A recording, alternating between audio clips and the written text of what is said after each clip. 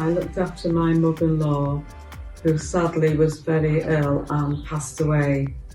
Then I knew I wanted to do this type of work to try and make a difference to people here. I love working with different people. I feel I can make a difference to them, and that's what the job's all about.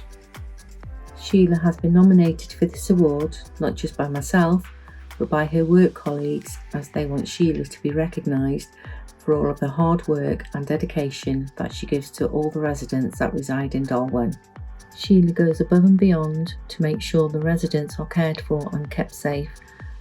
She makes it her goal to get to know every resident in her care and to find out the little things that matter, the personal touches that do matter.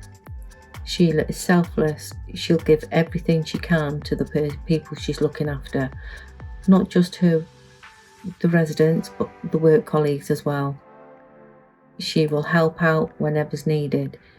She only lives around the corner from where she works. You ring her, she's there. We're short-staffed, she's there. She's dedicated into making other people's lives better and putting other people's needs before her own. People like Sheila are hard to find. I enjoy working with different clients every day, with different challenges and different needs. I love their variety and making a difference to them, and it's a joy coming into work.